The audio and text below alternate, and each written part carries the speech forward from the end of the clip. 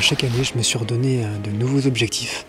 Attraper des carpes tout à l'ouest, une région complètement oubliée des pêcheurs de carpes.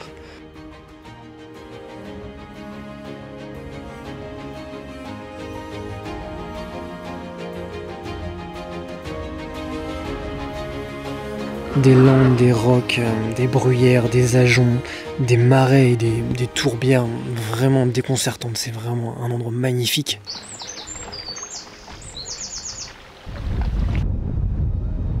Puis ce vent toujours constant, franchement c'est comme l'Irlande ici. J'adore cet endroit, j'adore cet environnement. Et j'ai pêché ici tout au long de la saison. Puis 2 ou 3 lacs là, sur cet axe.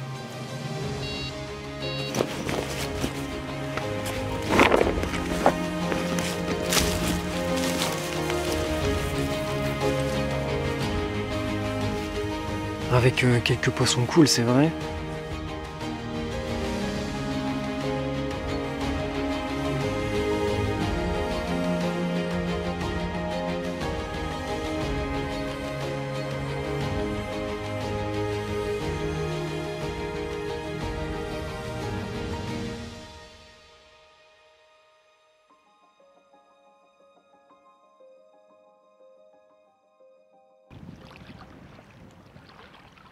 Mais ouais, comme hanté par mes démons, c'était pas suffisant. J'avais toujours en tête le lac de la saison dernière.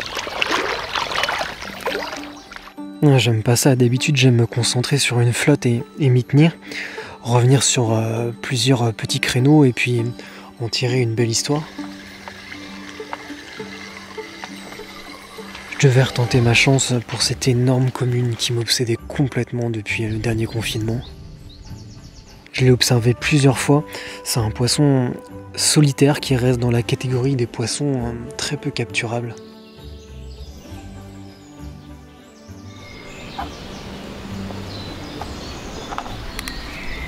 Dans les eaux claires, je l'ai vu évoluer à quelques reprises. Dont une fois, c'était sur une de mes premières pêches. Elle était vraiment en extrême bordure, dans 1 mètre d'eau à peu près, et puis elle nageait tranquillement, et elle était en train de manger à ce moment-là. Et moi j'avais juste 2 ou 3 cannes, je crois, dans le bateau, j'étais en train de repérer tout simplement. Et je me suis dit que je vais mettre juste une canne sur sa trajectoire. En fait, elle a remonté doucement, et j'ai mis une petite pop-up fluo, peut-être sans doute un peu trop flashy. Et quand elle arrivait juste au niveau de la pop-up, à peu près à 1 mètre, elle a regardé, elle s'est arrêtée net et bon, elle a foutu le camp, quoi. C'est hyper frustrant. J'avais déjà observé le comportement de poissons comme ça sur Orient dans les eaux très très claires.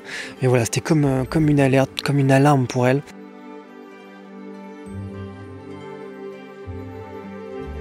Vous imaginez mon état, ce poisson il est complètement hors norme pour la région. Peu de personnes soupçonnent en plus son existence.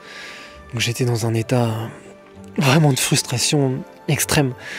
J'étais là depuis 3 ans et j'arrivais pas à attraper ce poisson. Je me demandais vraiment comment j'allais faire pour l'attraper. Puis l'hiver dernier, un pote sur un gros coup de vent l'a attrapé. Donc j'avais pas rêvé. C'était bien ce poisson, elle était monstrueuse, elle faisait bien le poids que je pensais. J'ai bien attrapé 90% des poissons du cheptel. Mais pourquoi pas elle? Je comprenais pas. Franchement, je me posais vraiment des questions. J'avais beau pêcher seul pour plus de discrétion, pêcher fil détendu, hostalque à vue, tenter tous les angles du lac, mais rien n'y faisait. Alors j'ai jeté mon dos velu sur la météo. Un très gros coup de vent s'annonçait. J'avais 2 jours. C'était vraiment le moment de tenter ce coup-là. Cette nuit-là, la tempête, elle a donné confiance à tout le monde. Les sangliers étaient complètement énervés, ils étaient au bord du lac jusqu'à 8 h du matin, ce qui arrive jamais d'habitude. Moi, bien sûr, j'ai pensé à la big toute la nuit. Je me disais, c'est vraiment ma dernière chance, mon avant-dernière chance, il faut que ça se passe. Puis c'est arrivé, à la fin de la matinée, lorsque le vent s'était un petit peu calmé finalement. Je pensais pas prendre autant de plaisir dans cette traque. La pêche de la carpe, c'est beaucoup de temps, beaucoup d'abnégation, mais aussi énormément de frustration.